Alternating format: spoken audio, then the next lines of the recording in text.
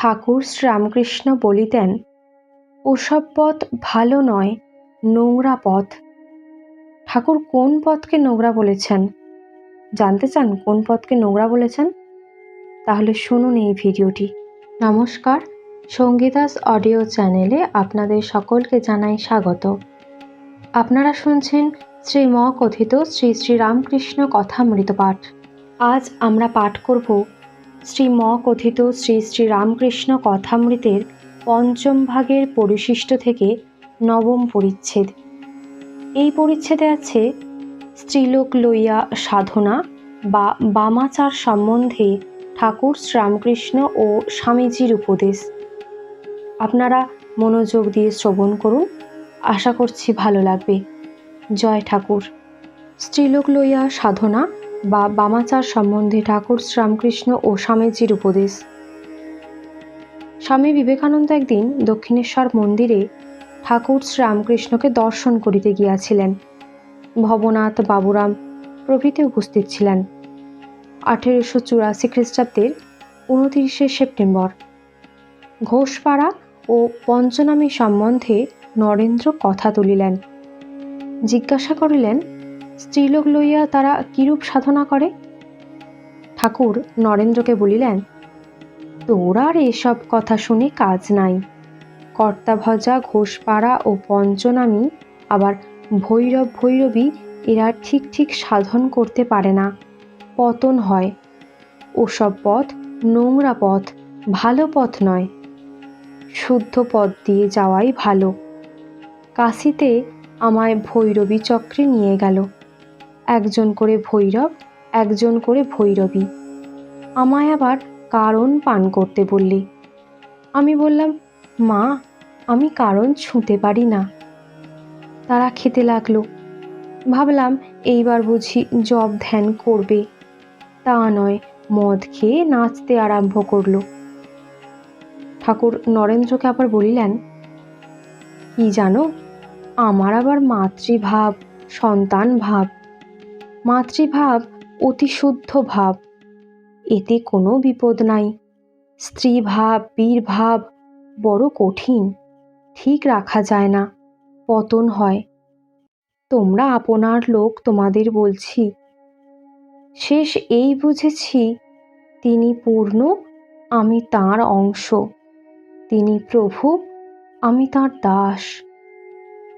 আবার একবার ভাবি, তিনিই আমি, আমিই তিনি, আর ভক্তিই সার। আর একদিন 1883 খ্রিস্টাব্দের 9ই সেপ্টেম্বর দক্ষিণেশ্বরে ঠাকুর ভক্তদের বলিতেছেন, আমার সন্তান ভাব। অচলানন্দ এখানে এসে মাঝে মাঝে থাকতো, খুব কারণ করত। আমি স্ত্রীলোক লয়ে সাধন ভালো বলতাম না, তাই আমাকে বলেছিল, তুমি বীরভাবের সাধন কেন মানবে না?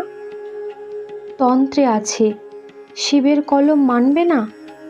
শিব সন্তান ভাবও বলেছেন, আবার বীর ভাবও বলেছেন।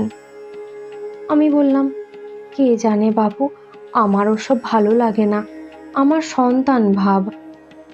ওদেশে ভোগী তেলিকে কর্তাভজার দলে দেখেছিলাম, ওই মেয়ে মানুষ নিয়ে সাধন।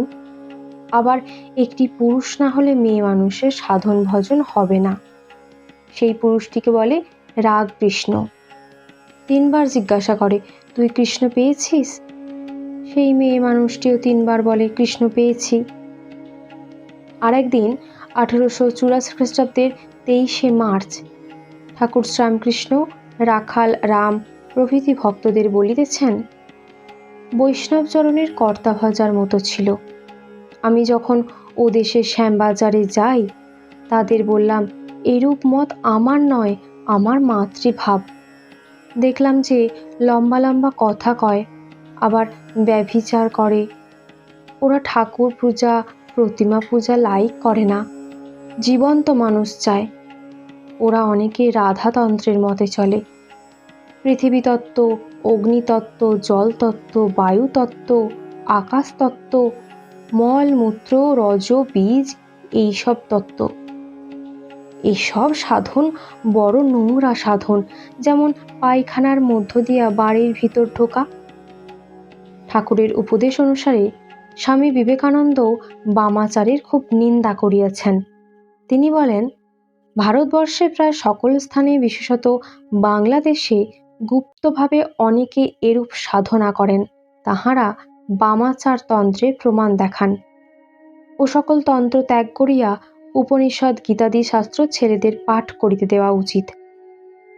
শোভাবাজার রাধাকান্ত দেবের ঠাকুরবাড়িতে স্বামী বিবেকানন্দ বিলাত হইতে ফিরিবার পর বেদান্ত সম্পর্কে একটি সারগর্ভ বক্তৃতা দেন।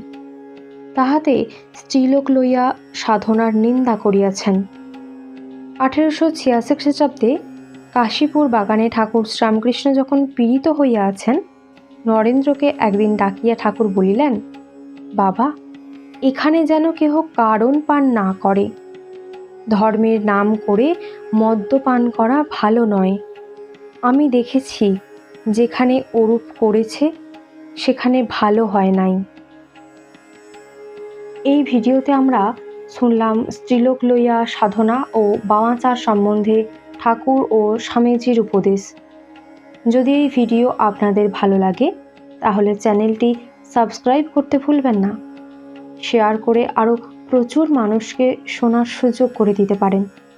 আপনারা নিচের কমেন্ট বক্সে আপনাদের মতামত লিখে জানাতে পারেন। আজ এই পর্যন্তই, দেখা হবে পরের ভিডিওতে। আপনারা ভালো থাকুন, সুস্থ থাকুন।